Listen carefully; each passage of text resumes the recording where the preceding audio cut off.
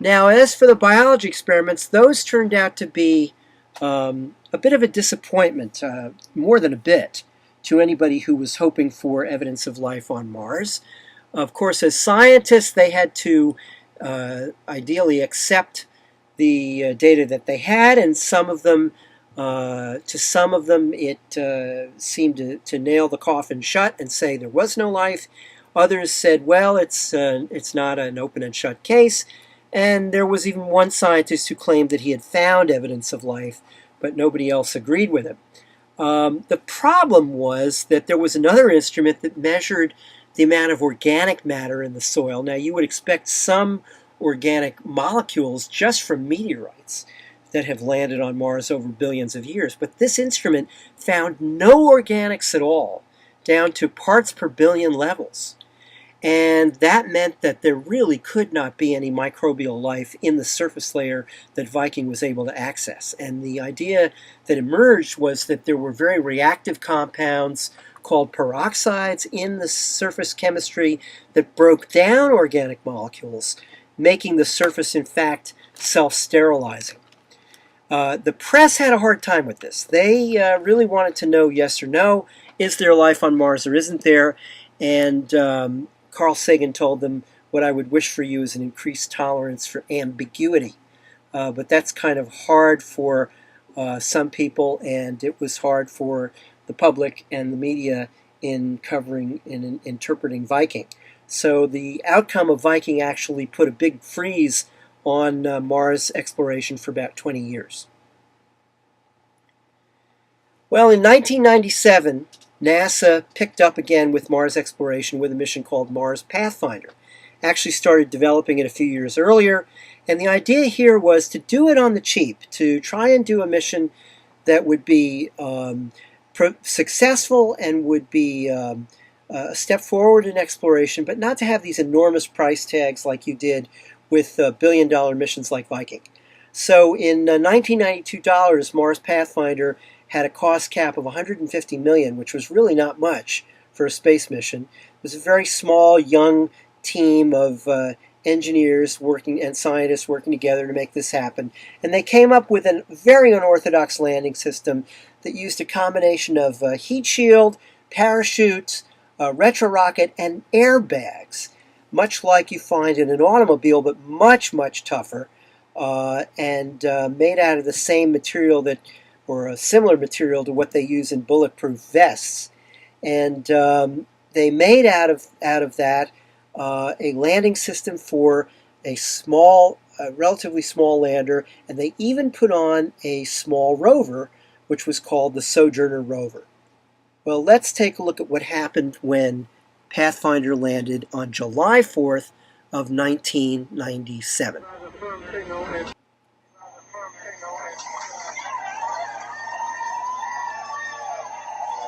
There's the team celebrating. And here we see headlines of the success. Made a big impression on the public. The first pictures from the surface of Mars in over 20 years. And here is the rover, which rapidly became the star of the show, the Sojourner rover. These are time-lapse images. This is much faster than normal.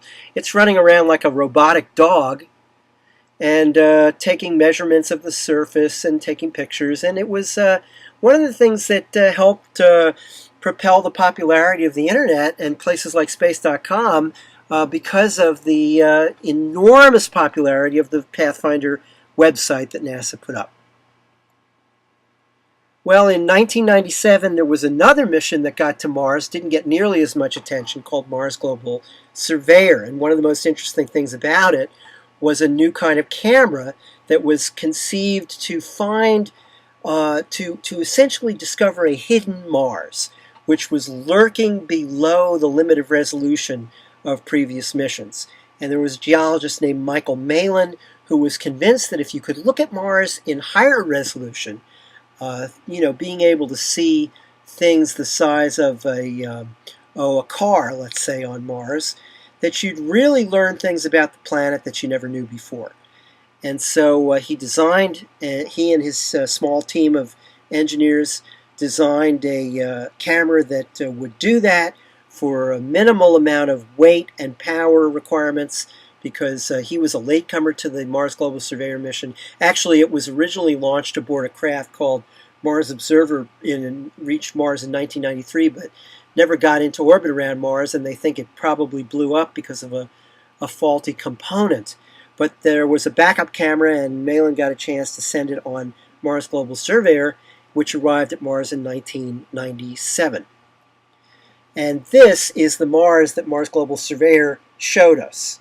This is an image that's about 4,800 feet wide, and look at those layers of rock. Those are layers of sedimentary rock, much like you'd see if you went to the Grand Canyon.